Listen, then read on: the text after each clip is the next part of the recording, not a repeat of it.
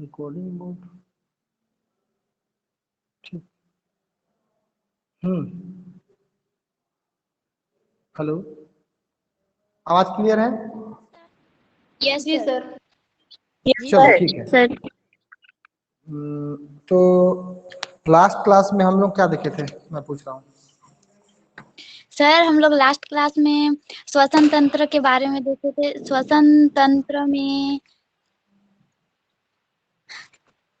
श्वसन तंत्र का कार्य है गैसों का आदान प्रदान करना पूरे शरीर में। मनुष्य, स्तनधारी पक्षी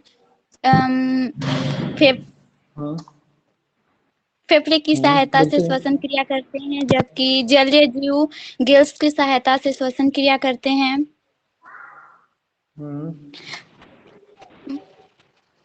पौधे में श्वसन क्रिया पत्ती व छाल के द्वारा होता है और स्टोमेटा गैसों का आदान प्रदान करने का कार्य करता है। ठीक है, वेरी गुड। हाँ ठीक है। जो हमारा रेस्पिरेटरी सिस्टम होता है या श्वसन तंत्र होता है, उसके क्या क्या भाग होते हैं, उसके नाम बताइए। चलिए एक क्लास में बताइए। और दूसरा पाचन तंत्र, परिवहन तंत्र व श्वसन तंत्र। अच्छा ठीक है, ठीक है। आप लोगों को जो है इसमें, हाँ क्या बोल रहा था मैं, श्वसन तंत्र या रेस्पिरेटरी सिस्टम, इसमें क्या क्या पार्ट होते हैं, क्या क्या भाग होते हैं, उस भाग के नाम आप लोगों को डायग्राम में मैंने बताया था। कुछ नाम बताओ तो चलो। हाँ, श्वास लेने की प्रक्रिया। अशिष्टा, अशिष्टा जुड़ी हुई है? Yes sir. अशिष्टा, जी सर। श्वास लेने की जो प्रक्रिया, हाँ श्वास लेने की प्रक्रिया कैसे होती है, चलो बताओ।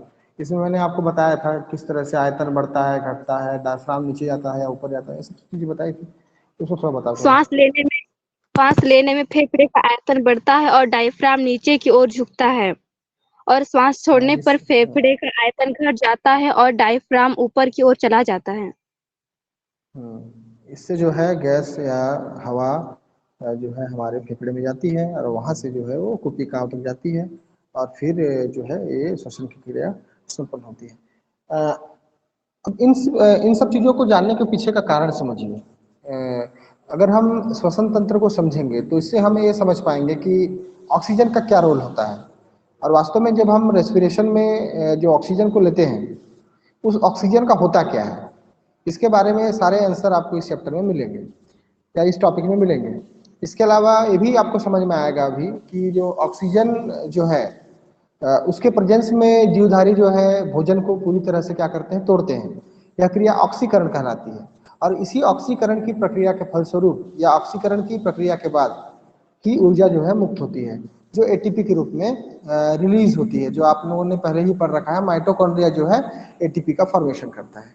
इन सब चीजों को आप जो है इस टॉपिक में कवर कर देंगे। क्लियर है बेटा?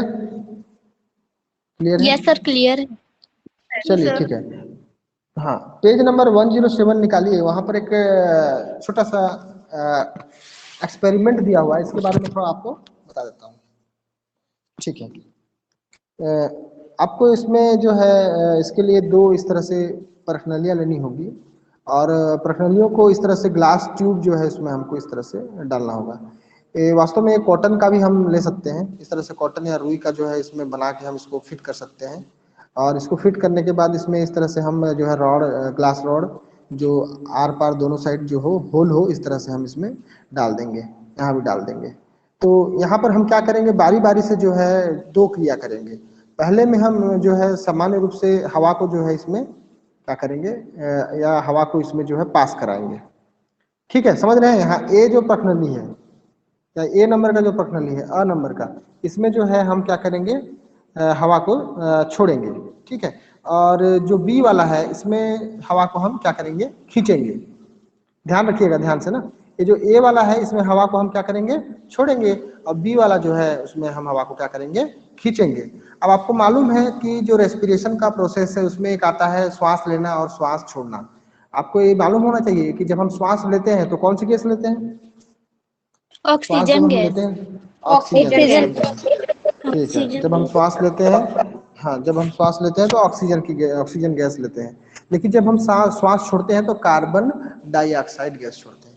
ठीक है, तो यहाँ पर क्या होगा, ये इसमें लाइम वाटर है, चूने का पानी है। चूने का पानी जब हम इसमें कार्बन डाइऑक्साइड मतलब श्वास छोड़ेंगे तो ये जो है रिएक्ट करेगा। ठीक है, कार्बन डाइऑक्साइड जो है चूने के पानी के साथ क्या करेगा, रिएक्ट करेगा, और रिएक्ट करने के बाद ये जो है दुधिया हो जाएगा। कैसा हो जाएगा, बोलो कैसा हो जाएगा, दुधिया हो जाएगा। दूधिया। दुधिया, हाँ मिल्की हो जाएगा। और ये वाला जो है ना, ये होगा, ये भी मिल्की होगा, पर ये इसके अपेक्षा कम होगा, क्योंकि आपको मालूम होना चाहिए कि हम अगर श्वास छोड़ेंगे चाहे लेंगे तो उसमें कार्बन डाइऑक्साइड भी होगा, ऑक्सीजन होगा, क्योंकि चूने का पानी जो है कार्बन डाइऑक्साइड के साथ तीव्रता के साथ क्रिया करता है, लेकिन हम इसमें श्वास लिए हैं, इस कारण से कार्बन डाइऑक्साइड उस मात्रा में यहाँ नहीं पहुंचेगा बी वाले में, और कारण ये जो है थोड़ा धुंधला दुधिया होगा। इससे क्लियर हो जाता है कि श्वास लेने में छोड़ने में जो है छोड़ने में है और कार्बन डाइऑक्साइड गैस जो है हमारे शरीर से क्या होती है, मुक्त होती है। क्लियर है, क्लियर है? Yes yes sir. यस ठीक सर। है, इसको आप करिएगा, होमवर्क में आपके लिए है। ठीक है, थोड़ा सा यहाँ पर इसको देख लेते हैं। देखिए श्वसन की क्रिया जो होती है, ठीक है, इसको हम सिंपली रेस्पिरेशन कहते हैं, इंग्लिश में रेस्पिरेशन की प्रोसेस कहते हैं। इस प्रोसेस में एक क्रिया होती है जिसको बोलते हैं श्वास लेना या छोड़ना। श्वास लेना व श्वास छोड़ना, अच्छा छोड़ना, ठीक है। इस क्रिया को हम श्वासोच्छ्वास कहते हैं, ठीक है, और इसी को इंग्लिश में हम कहते हैं ब्रीदिंग। क्या कहते हैं, ब्रीदिंग कहते हैं। ठीक है, ये जो ब्रीदिंग प्रोसेस है इसको समझिएगा। ये जो ब्रीदिंग प्रोसेस है इसमें इन और आउट को समझिएगा। इन मतलब अंदर और आउट मतलब बाहर। बाहर। ठीक है, इन में जो है इसमें ऑक्सीजन जो है अंदर जाता है,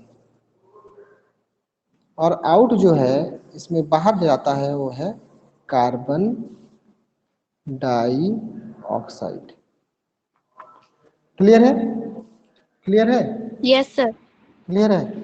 ये जो ऑक्सीजन है, ये जो ऑक्सीजन है जो हमने श्वसन की क्रिया के दौरान श्वास या तो ब्रीदिंग की प्रक्रिया के द्वारा जो ऑक्सीजन को हमने लिया है, ये ऑक्सीजन आपकी हीमोग्लोबिन के साथ अटैच होगा, हीमोग्लोबिन के साथ। और हीमोग्लोबिन के साथ अटैच होने के बाद ये पूरे बॉडी में ट्रांसपोर्ट होता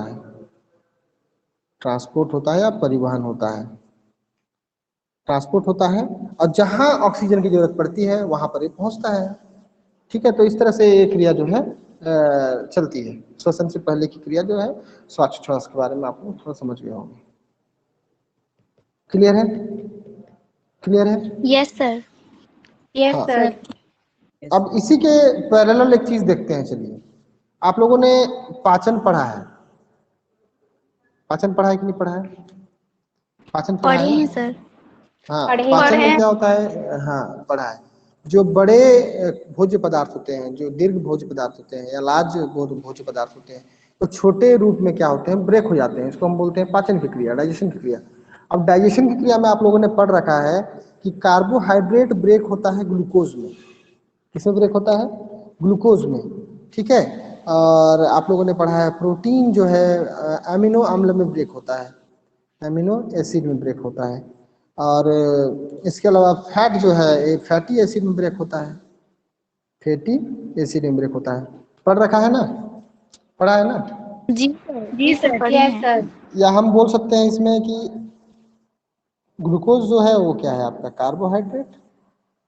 अमीनो अम्ल जो है वो आपका हो जाएगा प्रोटीन। फैटी एसिड जो हो जाएगा वो फैट वाला है, वसा हो जाएगा। ठीक है, अगर इसको हिंदी में बोले तो कार्बोहाइड्रेट, प्रोटीन और वसा हो जाएगा। ठीक है, तो इसका जो है ब्रेकडाउन, ठीक है, इन भोज्य पदार्थों का,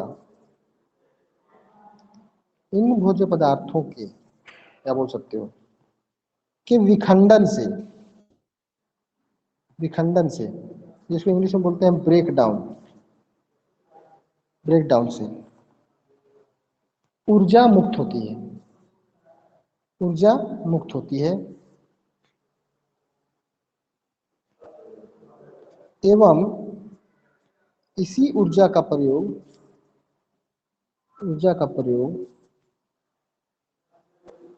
जीवधारी अपने जैविक क्रिया में करेंगे, जैविक क्रिया में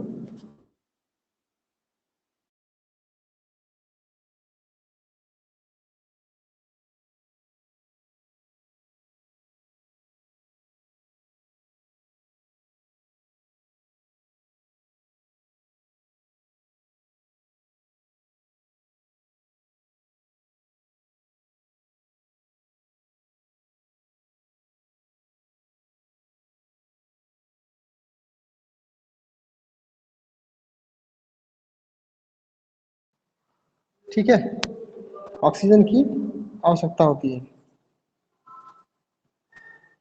ऑक्सीजन की आवश्यकता होती है और यह ऑक्सीजन की आवश्यकता पूर्ति होती है किसके द्वारा? ऑक्सीजन की आपूर्ति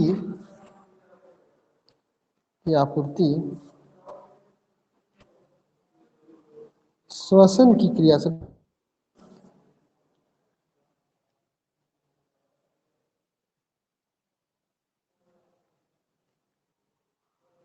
ये प्रक्रिया को समझ पा रहे हैं आप लोग? समझ पा रहे हैं? Yes sir. ठीक है, तो ऑक्सीजन की आपूर्ति किसके द्वारा संभव हो पाती है? किसके द्वारा संभव हो पाती है? बोलिए। श्वसन क्रिया। श्वसन की क्रिया के द्वारा ये संभव हो पाती है। तो अब हम देखेंगे कि ये जो ऑक्सीजन है इसका प्रयोग कैसे होता है और किस तरह से ये जो है भोज्य पदार्थ टूटते हैं, इस प्रक्रिया को हम अब देखेंगे। ठीक है, तो ये बहुत ही महत्वपूर्ण, बहुत ज्यादा इंपॉर्टेंट है ना। तो देखिए थोड़ा समझिएगा, आपको मालूम है कि हमने भोजन में जो है क्या खाया? कार्बोहाइड्रेट। क्या खाया? कार्बोहाइड्रेट। ठीक है, जैसे मान लेते हैं इसमें चावल हो गया, चावल या मक्का हो गया, मान लें हमने खाया है। ठीक है, इसका पाचन होगा तो ये ग्लूकोज के अणुओं में टूटेगा। क्या के अणु में टूटेगा? ग्लूकोज के अणु में टूट जाएगा। ठीक है, ग्लूकोज के अणु में टूट जाएगा। अब ग्लूकोज जो है, ग्लूकोज एक प्रक्रिया में जाएगा, ठीक है, या ग्लूकोज जो है कोशिका के अंदर प्रवेश करेगा। जहां पर कि कोशिका के अंदर आपको मालूम है कि कोशिका में प्रवेश करेगा, भाई जहां जरूरत होगा, जहां जरूरत होगा वहां करेगा, ग्लूकोज कोशिका के अंदर प्रवेश करेगा ग्लूकोज। अब कैसे प्रवेश करेगा आपको मालूम है? किसके द्वारा? कोशिका झिल्ली के द्वारा प्रवेश करेगा। वही तो रास्ता है ना, कि नहीं है? वही है सर। वही है हाँ, सर। कोशिका झिल्ली के द्वारा कोशिका के अंदर प्रवेश करेगा। अब आपको मालूम है कि आप लोगों ने कोशिका को पढ़ रखा है पहले से, सेल के बारे में ऑलरेडी आप लोगों ने स्टडी की हुई है। तो आपको मालूम है कि इसका बाहर का जो है इसको कोशिका झिल्ली बोलते हैं, और अंदर का जो भाग होता है जहां पर द्रव्य होता है इसको कोशिका द्रव्य बोलते हैं। क्या बोलते हैं? कोशिका द्रव्य बोलते हैं। बोलते हैं कि नहीं बोलते हैं? हाँ, बोलते हैं ना। तो ग्लूकोज जो है कोशिका के अंदर प्रवेश करेगा तो एक क्रिया होगी कोशिका द्रव्य में। कहाँ होगी? कोशिका द्रव्य में होगी। ठीक है, हाँ, जिसको हम बोलते हैं साइटोप्लाज्म। क्या कहते हैं? साइटोप्लाज्म कहते हैं। ठीक है, तो कोशिका द्रव्य में, हाँ, ग्लूकोज जो है कोशिका द्रव्य में प्रवेश करेगा और ये जो है टूटेगा, ग्लूकोज जो है टूटेगा। आपको मालूम है कि ग्लूकोज में 6 कार्बन होते हैं। इसका जो सूत्र होता है ग्लूकोज का होता है C6H12O6।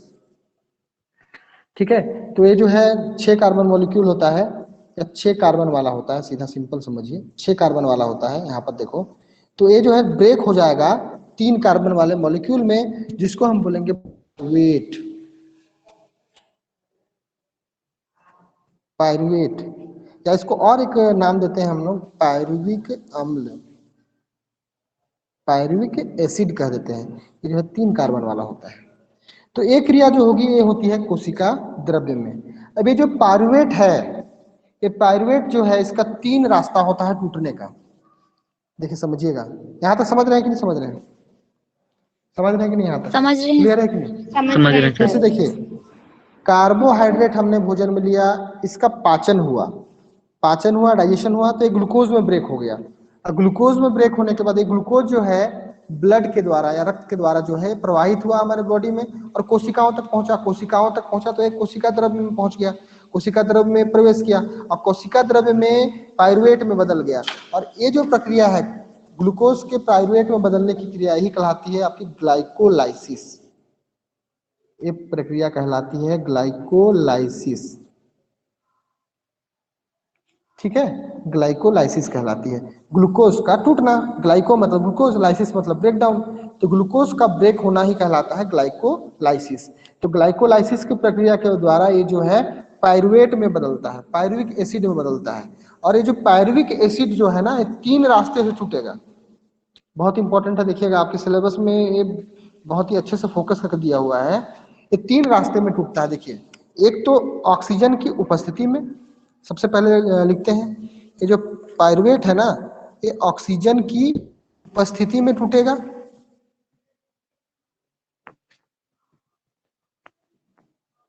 विखंडित होगा। दूसरा, हाँ, ऑक्सीजन की कमी या अनुपस्थिति में,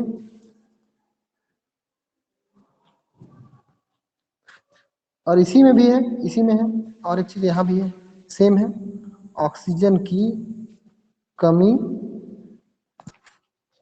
या अनुपस्थिति में।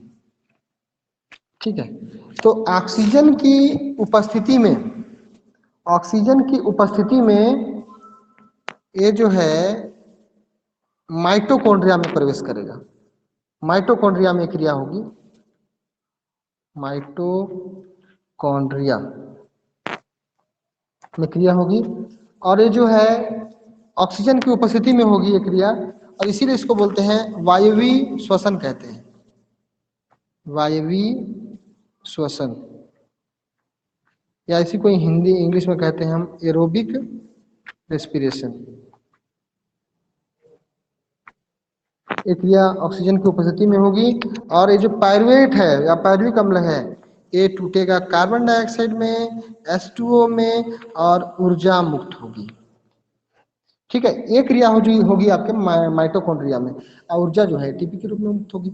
तो ये वाली क्रिया जो है ये होती है माइटोकॉन्ड्रिया में। आपको मालूम है कि माइटोकॉन्ड्रिया को पावर हाउस कहते हैं। तो माइटोकॉन्ड्रिया जो क्रिया होती है ना, ये ऑक्सीजन की उपस्थिति में होने वाली क्रिया है, और यहाँ पर भोजन का पूर्ण ऑक्सीकरण होता है, पूर्ण भोजन का ऑक्सीकरण होता है।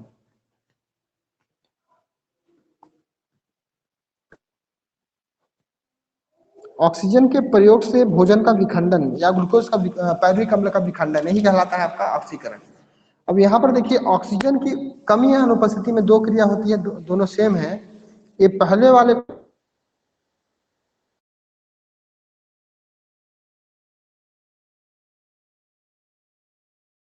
होती है, बोलिए कहाँ होती है? ईस्ट में होती है, वह पौधों की कोशिकाओं में भी होती है कई बार। आवाज आ रहा है? आ रहा है? यस सर, आ रहा है। हाँ, ईस्ट में या पौधों की कोशिकाओं में होती है, और इससे बनता है इथेनॉल या एथाइल अल्कोहल कहते हैं जिसको हम, CO2, और इसमें भी ऊर्जा मुक्त होती है। ये वाली क्रिया ऑक्सीजन की अनुपस्थिति में होती है, इसलिए इसको बोलते हैं अवायवीय श्वसन। क्या कहते हैं? अवायवीय श्वसन। इसका और एक नाम है किण्वन भी कहते हैं क्रिया को, इंग्लिश में इसको कहते हैं फर्मेंटेशन। तो दुनिया में जितने भी शराब बनते हैं और हड़िया वगैरह बनता है, इसी प्रक्रिया के द्वारा बनता है। ऑक्सीजन की अनुपस्थिति में भोज्य पदार्थ को तोड़ते हैं हम, और इससे एथेनॉल बनता है। वास्तव में यही तो है अल्कोहल। क्या है? क्या है अल्कोहल? शराब है ना। अब ऑक्सीजन की कमी या अनुपस्थिति में और एक क्रिया होती है जो हमारे शरीर में होती है, खासकर हमारे पेशियों में, मसल्स में,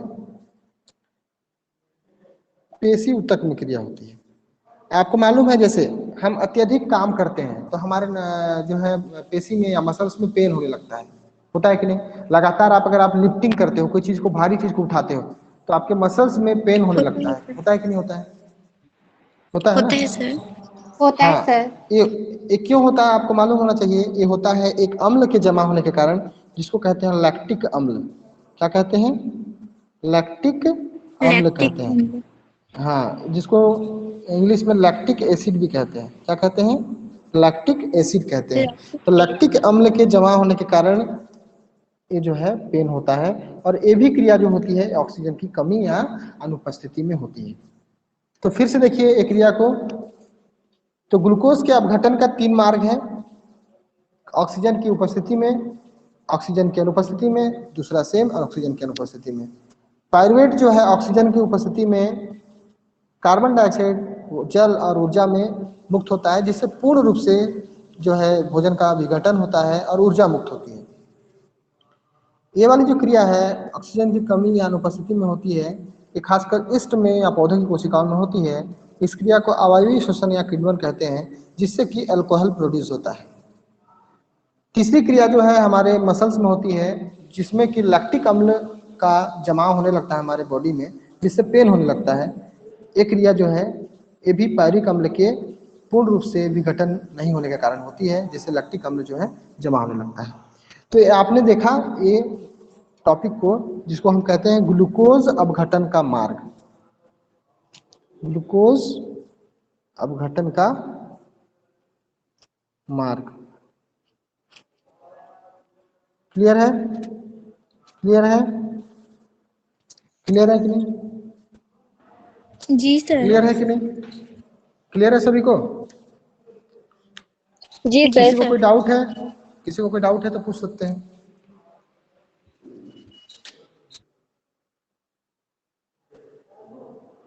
ठीक, तो इसको एक बार और आपके टेक्स्ट बुक से देखते हैं। चलिए आपके टेक्स्ट बुक से देखते हैं। पेज नंबर 107 ओपन करिए। सभी पेज नंबर 107 ओपन कीजिए। आप लोग पेंसिल भी साथ में रखा करिए ना। पेज नंबर रखिए सर। 107। ठीक, चलिए पेज नंबर 107 यहाँ से ओपन करिए और यहाँ देखिए एक पैराग्राफ नंबर 1 2 3 4, ये 4th पैराग्राफ को देखिए। यहाँ पर क्या लिखा है, चलिए देखते हैं। इसके बारे में जानने के लिए, मतलब कार्बन डाइऑक्साइड से दुधिया हुआ, इसके बारे में जानने के लिए इस प्रक्रिया को बताया गया है कि क्यों हुआ। यहाँ पर आप देख लीजिए कार्बन डाइऑक्साइड मुक्त होता है प्रक्रिया से, इसीलिए तो ये दुधिया हो गया था। तो इसके बारे में जानने के लिए हमें कोशिकाओं के स्तर में होने वाली प्रक्रियाओं के बारे में जानना होगा। हमने पढ़ा है, क्या पढ़ा, देखो, कोशिकाओं तक खाद्य पदार्थ मुख्यतः क्या क्या पहुंचता है? कार्बोहाइड्रेट, प्रोटीन, वसा, ग्लूकोज व गैसें रक्त द्वारा पहुंचती हैं। किसके द्वारा पहुंचती हैं? बोलो, किसके द्वारा पहुंचती हैं? ब्लड। रक्त द्वारा। ब्लड के द्वारा। हाँ, अब ब्लड कैसे पहुंचता है बोले तो हार्ट के द्वारा पहुंचता है। हार्ट क्या करता है? पंप करता है। करता है कि नहीं करता है? करता है। करता है। पढ़े हो? हाँ, इन सब से ऊर्जा प्राप्त होती है। आपको मालूम है कार्बोहाइड्रेट का विघटन हो, चाहे प्रोटीन का विघटन हो, चाहे वसा का हो, आप चाहे खाओ चावल, चाहे खाओ चिकन, चाहे खाओ घी ऑयल, उससे आपको क्या होगा? आपको जो है उससे एनर्जी मिलेगा, इससे ऊर्जा प्राप्त होती है। उदाहरण के लिए हम ग्लूकोज की बात करें तो कोशिकाओं में ग्लूकोज के अपघटन की प्रक्रिया पहली ऑक्सीजन की उपस्थिति अर्थात ऑक्सीकरण द्वारा, या दूसरा अनुपस्थिति में हो सकती है। चित्र 10 में आप देखें, अभी जस्ट देखें आप, इससे ऊर्जा प्राप्त होती है। सब में ऊर्जा होती है, देखो यहाँ भी ऊर्जा है, यहाँ भी ऊर्जा है, यहाँ भी ऊर्जा है, कम ज्यादा हो सकता है। हमारे शरीर की अधिकांश कोशिकाओं के माइटोकॉन्ड्रिया में ऑक्सीजन की उपस्थिति में ऊर्जा प्राप्त होती है। क्लियर है कि नहीं? पहला नंबर क्लियर है? क्लियर है? जी सर। जी सर। बहुत चलने, हाँ, पहला नंबर ऊर्जा प्राप्त होती है माइटोकॉन्ड्रिया में। बहुत चलने या व्यायाम करने से हमारे पेशी ऊतक की कोशिकाओं में ऑक्सीजन की अनुपस्थिति में ऊर्जा प्राप्त होती है, जिसको लैक्टिक अम्ल कहते हैं, जो जमा होने लगता है। हमारे शरीर में ऊर्जा प्रमुख रूप से किसके द्वारा होती है, संचित होती है? एटीपी के द्वारा। तो आपको मालूम है एडिनोसिन ट्राइफॉस्फेट होता है इसका फुल फॉर्म।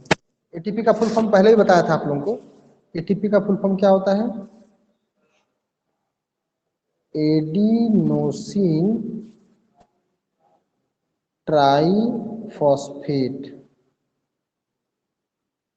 और एक याद रखना इसी में आता है एडीपी, इसको बोलते हैं एडिनोसिन डाइफॉस्फेट। तो जैविक प्रक्रियाओं के लिए, लाइफ प्रोसेसेस के लिए एटीपी जो है ऊर्जा मुद्रा का काम करती है। इसको एनर्जी करेंसी भी कहते हैं एक और वर्ड में। क्या कहते हैं? एनर्जी करेंसी या ऊर्जा मुद्रा। याद रहेगा? मुर्दा लिख दिएगा। मुद्रा का काम करती है। ठीक, क्लियर हो गया? क्लियर हो गया? जी सर। Yes sir. यहाँ देखो, कोशिका द्रव्य में क्रिया होती है, ग्लूकोज पायरुवेट में बदलता है, पायरिक अम्ल में बदलता है। यहाँ से जो है दो तरह से, एक तो पर्याप्त ऑक्सीजन की उपस्थिति में माइटोकॉन्ड्रिया में क्रिया होगी, एक कार्बन डाइऑक्साइड और जल और ऊर्जा में मुक्त होता है। यहाँ पर आप लिख लो पेंसिल से, अत्यधिक ऊर्जा मुक्त होती है, अत्यधिक मात्रा में ऊर्जा मुक्त होती है यहाँ पर माइटोकॉन्ड्रिया में, इसलिए इसको बोलते हैं पावर हाउस। और दूसरा जो है ऑक्सीजन की अनुपस्थिति या कमी में होगी, इससे लैक्टिक अम्ल बनेगा, ऊर्जा बनेगा, जो क्रिया पेशी उत्तक में होगा, और इथेनॉल कार्बन डाइऑक्साइड बनेगा, और एक क्रिया ईस्ट या पौधों की कोशिकाओं में होगा। इसको बिल्कुल क्लियर कट कर लो, दिमाग में बिल्कुल फिट कर लो। किसी को कोई डाउट हो तो पूछ सकते हो। और यहाँ पर इसका थ्योरी दिया हुआ है, सेम जो पढ़े उसी को यहाँ रिटर्न में दिया हुआ है। कोई दिक्कत है किसी को? बताओ बताओ।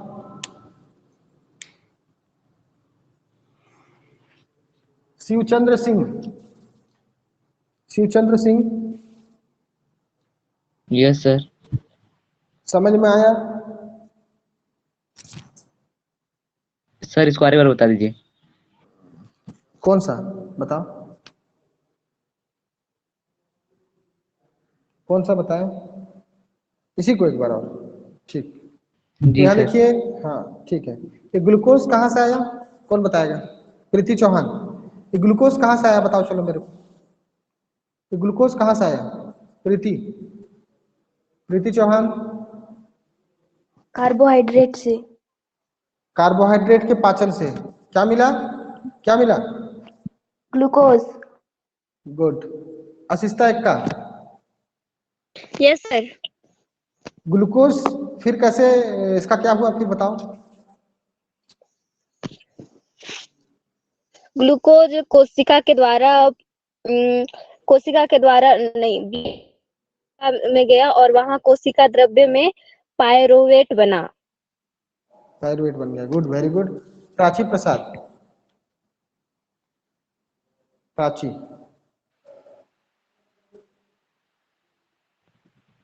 प्राची आ जा रही है? प्राची है। ये जो पायरुवेट में बदला, ये क्रिया कहाँ हुई? ग्लूकोज पायरुवेट में बदला, ये क्रिया कहाँ हुई?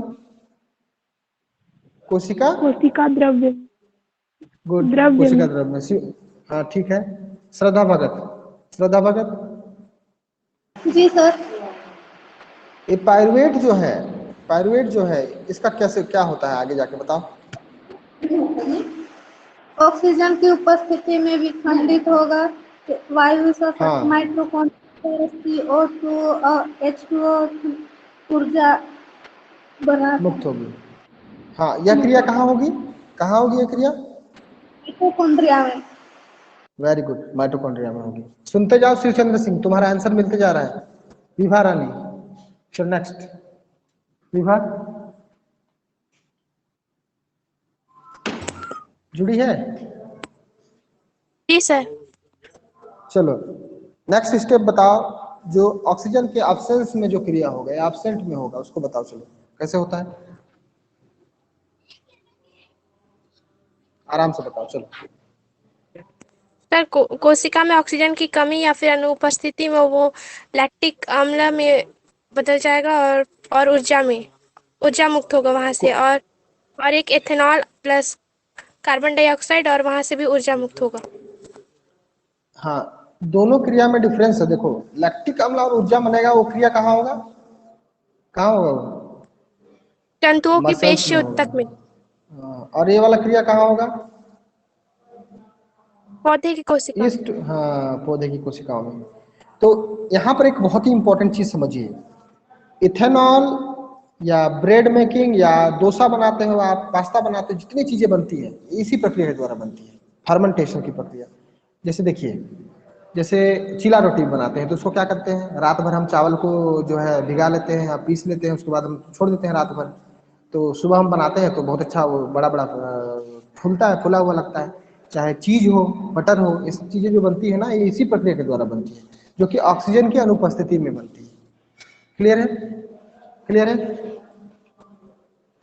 जी क्लियर है? सर। और हाँ, और बियर, अल्कोहल, जितने भी मद्य पदार्थ हैं, पीने वाले पेय पदार्थ हैं, ये सारे इसी प्रक्रिया के द्वारा संपन्न होती है। ठीक है, तो इस तरह से पायरुवेट जो है 3 पथ से होकर टूटता है, और तीनों पथ में सबसे इंपॉर्टेंट तो सभी हैं, लेकिन सबसे अधिक ऊर्जा जो है यहाँ मुक्त होती है। अरे क्या हो रहा है? ठीक है, यहाँ होती है सबसे अधिक ऊर्जा। क्लियर हो गया? क्लियर हो गया? जी सर। जी सर। जी सर। अब देखते हैं आगे, क्या आप जानते हैं, ये थोड़ा सा इसके बारे में दिया है, इसी के बारे में दिया है, किण्वन या फर्मेंटेशन जिसको कहते हैं, ऑक्सीजन की अनुपस्थिति में होने वाली प्रक्रिया है। इसी को हम बोलते हैं अवायवीय श्वसन कहते हैं, ये तो बता ही दिया आपको। किण्वन का उपयोग, किण्वन का उपयोग या फर्मेंटेशन का उपयोग औद्योगिक तौर पर विभिन्न कार्बनिक पदार्थों के बनाने में किया जाता है। इसमें क्या क्या चीजें होती है, देखो, ग्लूकोज अपघटित होकर विभिन्न कार्बनिक पदार्थों जैसे एथेनॉल, लैक्टिक अम्ल, एसिटिक अम्ल, सिरका, साइट्रिक अम्ल आदि में परिवर्तित होता है, और सबका औद्योगिक महत्व होता है। क्लियर हो गया? क्लियर हो गया? जी सर। क्लियर हो गया ना? चलिए, जी सर। अब थोड़ा सा हाँ फटाक से देख लेते हैं वायवीय श्वसन और अवायवीय श्वसन में अंतर। चलिए, आप लोग भी खींचिए, साथ में लिखते जाइएगा, समझते जाइएगा। वायवीय श्वसन, और एक साइड लिख लेते हैं अवायवीय श्वसन। ठीक है, इसको हम कहते हैं एरोबिक रेस्पिरेशन,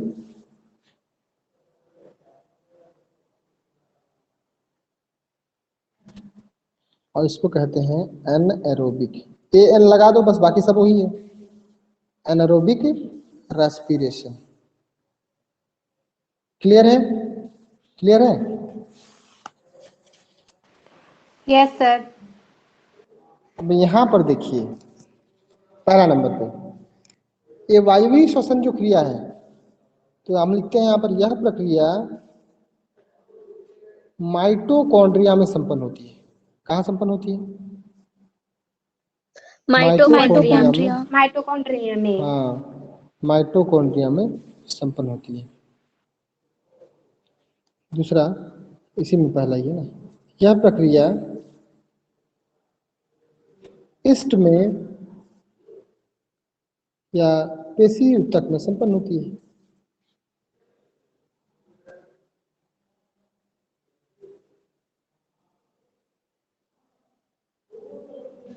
ठीक है, दूसरा इसमें देखिए, यह प्रक्रिया या इस प्रक्रिया में बोल सकते हो, यह प्रक्रिया में ऑक्सीजन का उपयोग होता है, या यह क्रिया ऑक्सीजन की उपस्थिति में होती भी बोल सकते हो, ऑक्सीजन का उपयोग होता है।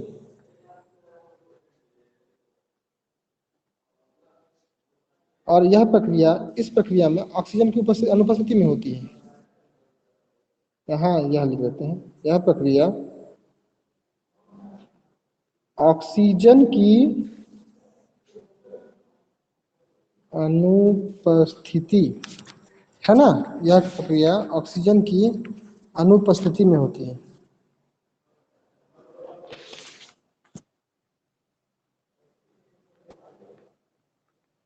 ठीक है, या absence ऑफ, ये बोल सकते हो आप, प्रेजेंट ऑफ ऑक्सीजन या प्रेजेंस ऑफ ऑक्सीजन, और यह क्रिया जो होती है absence, ठीक है, absence ऑफ ऑक्सीजन में होती है।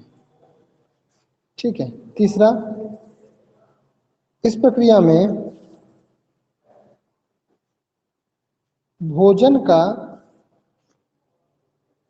पूर्ण ऑक्सीकरण होता है, ऑक्सीकरण होता है। इस प्रक्रिया में भोजन पूर्ण रूप से विघटन या तो विघटन नहीं होता, भोजन का पूर्ण विघटन नहीं होता है, नहीं होता है, लिखना है ना, नहीं होता है।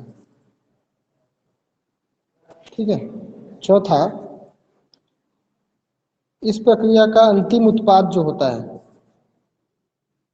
अंतिम उत्पाद क्या होता है? कार्बन डाइऑक्साइड, H2O और एनर्जी, एटीपी होता है। इस प्रक्रिया का अंतिम उत्पाद आपको मालूम है क्या क्या है?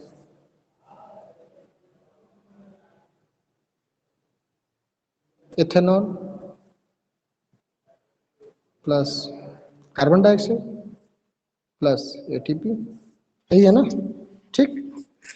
या फिर लैक्टिक एसिड, लैक्टिक अम्ल। 4 अंतर तो काफी है आपके लिए, और भी जोड़ सकते हो।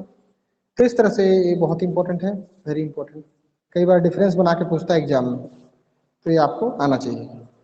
क्लियर हो गया? किसी को कोई दिक्कत?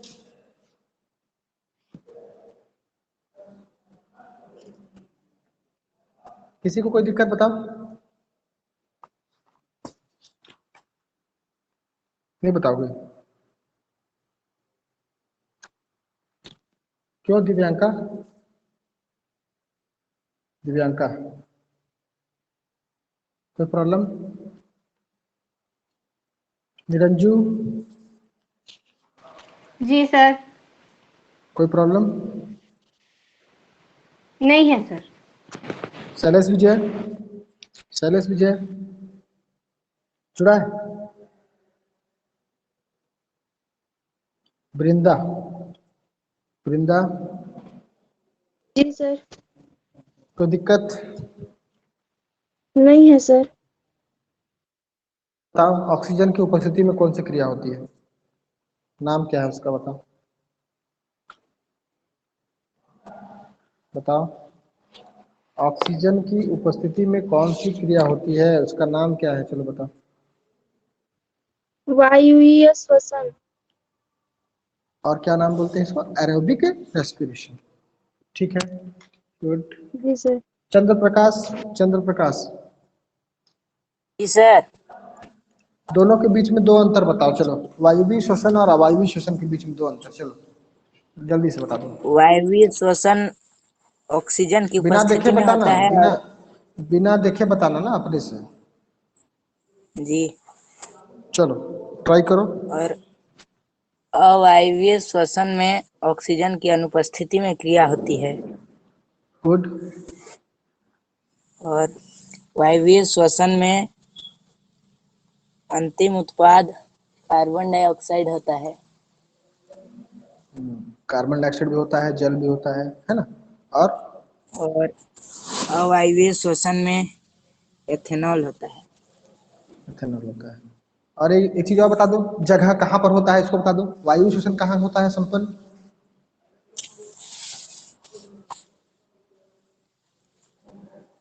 ईस्ट में। वायु, अरे यार वायवीय गलती सलती बता। माइटोकॉन्ड्रिया में, अवायवीय ईस्ट में। उल्टा पुल्टा नहीं बताना है। उपासना प्रजापति, उपासना। सर एरोबिक रेस्पिरेशन या वायवीय श्वसन कहाँ संपन्न होता है? माइटोकॉन्ड्रिया में। अच्छा से बोलो, क्या में? क्या में होता है? माइटोकॉन्ड्रिया में सर। माइटोकॉन्ड्रिया बोला करो ना अच्छे से। चलो, रोहित कुमार पंकज, रोहित कुमार,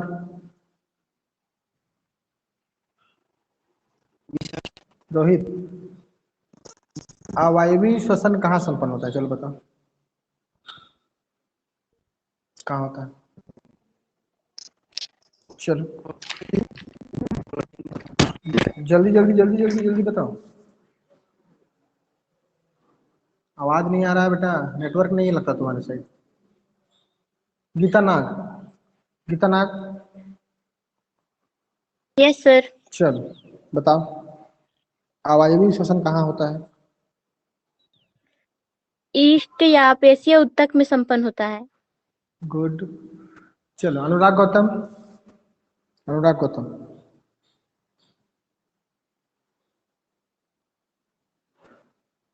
आवाज आ रहा है? अनुराग,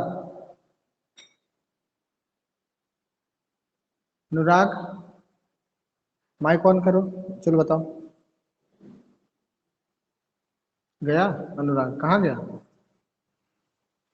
आवाज नहीं आ रहा है।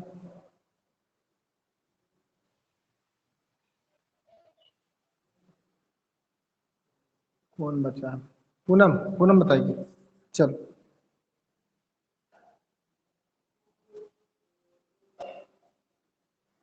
Poonam, yes sir. हाँ चलो मुझे बताओ ऑक्सीजन का क्या महत्व है इस सारी प्रक्रियाओं में? श्वसन की प्रक्रिया में ऑक्सीजन का क्या महत्व हुआ, आप बताओ। चलो हम जो ऑक्सीजन लेते हैं सांस में, उसका क्या रोल हुआ, अब बताओ। चलो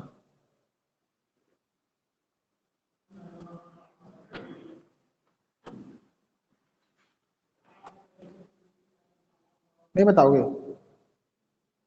निरंजू, महत्व को नहीं बता पा रहे हो यार, कैसे ऐसे हो रहा है? निरंजू, जी सर। चलो ऑक्सीजन का क्या इंपॉर्टेंस है बताओ। सर ऑक्सीजन की उपस्थिति में हाँ में क्या आगे? में पायरुविक अम्ल, पायरुविक एसिड या टूटता है पायरुवेट सर। टूटता है। जी। ऑक्सीजन की उपस्थिति में टूटता है, जिससे ऊर्जा मुक्त होती है और एक क्रिया माइटोकॉन्ड्रिया में संपन्न होती है। तो ऑक्सीजन का यहाँ महत्व होता है ना। ऑक्सीजन जो है भोजन के विखंडन में हेल्प करता है, लेकिन नहीं कर रहा है। करता है सर। हाँ तो यही तो इम्पोर्टेंट पूछ रहा हूँ, आप लोग कहाँ घूम जाते हो तुरंत। यही तो इम्पोर्टेंस क्या है पढ़ने का, उसको समझना आपको बहुत इम्पोर्टेंट है। हम जो पढ़ रहे हैं उसका इम्पोर्टेंस कहाँ है? इम्पोर्टेंस यहाँ पर है, जो हमने डाइजेशन प्रोसेस किया उसमें जो कार्बोहाइड्रेट ग्लूकोज में बदला, ये ग्लूकोज का क्या होता है? इसका आंसर आपको इसमें मिल गया कि ग्लूकोज जो है ये पूर्ण रूप से विघटित होता है माइटोकॉन्ड्रिया में ऑक्सीजन के प्रेजेंस में, और इससे एनर्जी रिलीज होता है, और इसी एनर्जी का प्रयोग हम करेंगे तब तो जीवित रहेंगे। क्लियर है कि नहीं है? कि नहीं है? बताओ बताओ, क्लियर है कि नहीं? जी सर अभी हुआ। हाँ तो बाकी लोग भी ध्यान दो, आप लोग बिल्कुल ध्यान नहीं दे रहे हो। चलो नेक्स्ट 108 पेज नंबर देखो, एक टॉपिक खत्म करते हैं अभी। इसमें कुछ ज्यादा नहीं है, आप इसको खुद आंसर इसको दीजिएगा, आपका होमवर्क रहेगा। इसको मैं पढ़ दे रहा हूँ। जीव जगत के तमाम प्राणी चाहे पौधे हो या जंतु, लगभग सभी में इन्हीं तरीकों से ग्लूकोज से अपघटन से ऊर्जा प्राप्त होती है। हवा के आदान प्रदान से लेकर खाद्य पदार्थ, मुख्यतः ग्लूकोज के अपघटन से ऊर्जा प्राप्त होने की तमाम क्रियाएं श्वसन है। हमारे शरीर में ग्लूकोज के अपघटन की प्रक्रिया में कुछ ऐसे पदार्थ बनते हैं जिनका निष्कासन जरूरी है। श्वसन की प्रक्रिया में कौन से पदार्थ बनते हैं जिनका निष्कासन जरूरी है, आपको मालूम है? अरे सॉरी, गिर जा रहा है। आपको मालूम है श्वसन की क्रिया में कार्बन डाइऑक्साइड बन गया, इसका निष्कासन जरूरी है कि नहीं है? बता, जरूरी नहीं है? है सर। वाटर बन गया, एक्सेस वाटर बन गया, जल बन गया, उसका निष्कासन भी जरूरी है। तो ये यूरिन के थ्रू जो है वाटर रिलीज होगा। इसके अलावा कार्बन डाइऑक्साइड जो है वो भी आपके श्वसन के प्रक्रिया के द्वारा, श्वास में आपको पढ़े हो अभी, ब्रीदिंग के द्वारा बाहर निकलेगा। श्वसन की प्रक्रिया से बनने वाले ऐसे पदार्थों का निष्कासन कैसे होता है, तो इसकी प्रक्रिया के बारे में आप नेक्स्ट में पढ़ोगे, जिसको उत्सर्जन कहते हैं। जुड़ा हुआ है इसका नेक्स्ट प्रक्रिया। श्वसन के अलावा किस जैविक प्रक्रिया में ऐसे पदार्थ बनते हैं जिनका निष्कासन जरूरी है? तो इसके अलावा भी और प्रक्रियाएं होती हैं जिसको आप पढ़ोगे, जिसमें कि जैविक पदार्थ बनते हैं, ऐसे पदार्थ बनते हैं जो कि शरीर से बाहर निकालने बहुत ही आवश्यक होते हैं। जैसे यूरिया हो गया, यूरिया भी हमारे बॉडी में बनता है, वो भी हमारे बॉडी से बाहर निकालना आवश्यक होता है। तो ये सारी प्रक्रियाओं को नेक्स्ट चैप्टर में हम पढ़ेंगे, नेक्स्ट टॉपिक में पढ़ेंगे। हमारे शरीर के जैविक क्रियाओं से कई ऐसे पदार्थ बनते हैं जिनका किसी न किसी प्रकार से निष्कासन आवश्यक होता है। उदाहरण के लिए श्वास के लिए कार्बन डाइऑक्साइड और पानी निकलता है, पसीने से निकलता है, आपको मालूम है। लवण, पानी और मूत्र से मुख्य रूप से यूरिया, यूरिक अम्ल एवं पानी बाहर निकलते हैं।